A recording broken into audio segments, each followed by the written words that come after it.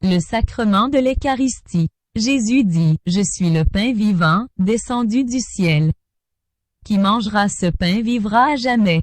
Qui mange ma chair et boit mon sang a la vie éternelle.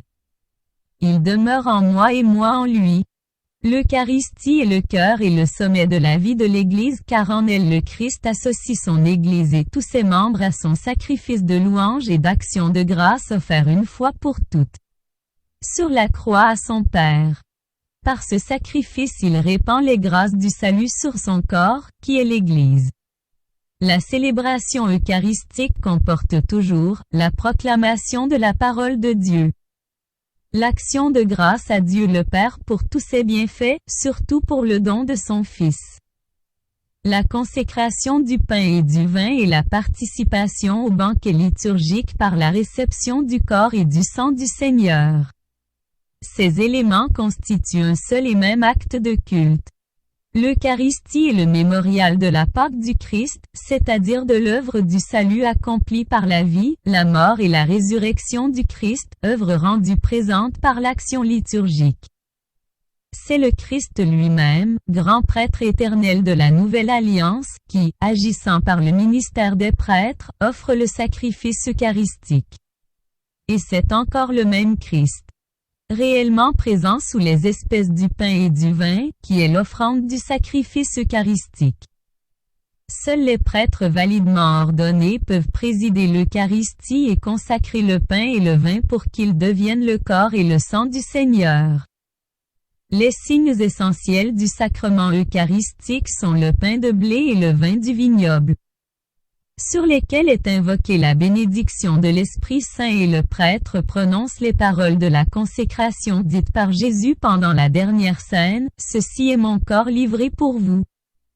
Ceci est la coupe de mon sang. » Par la consécration s'opère la transsubstantiation du pain et du vin dans le corps et le sang du Christ, sous les espèces consacrées du pain et du vin.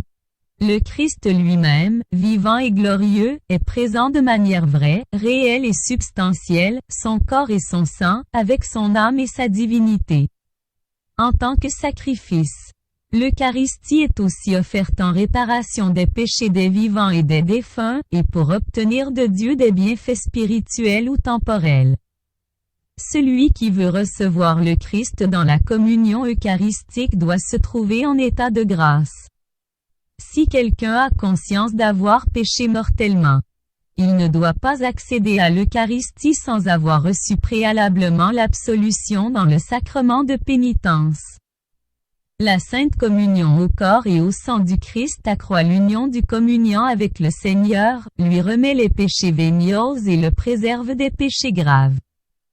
Puisque les liens de charité entre le communiant et le Christ sont renforcés, la réception de ce sacrement renforce l'unité de l'Église, corps mystique du Christ. L'Église recommande vivement aux fidèles de recevoir la Sainte Communion quand ils participent à la célébration de l'Eucharistie, elle leur en fait obligation au moins une fois par an. Puisque le Christ lui-même est présent dans le sacrement de l'autel, il faut l'honorer d'un culte d'adoration.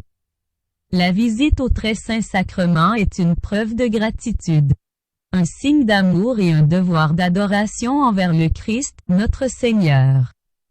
Le Christ ayant passé de ce monde au Père, nous donne dans l'Eucharistie le gage de la gloire auprès de lui. La participation au saint sacrifice nous identifie avec son cœur, soutient nos forces au long du pèlerinage de cette vie, nous fait souhaiter la vie éternelle et nous unit déjà à l'Église du ciel, à la Sainte Vierge Marie et à tous les saints.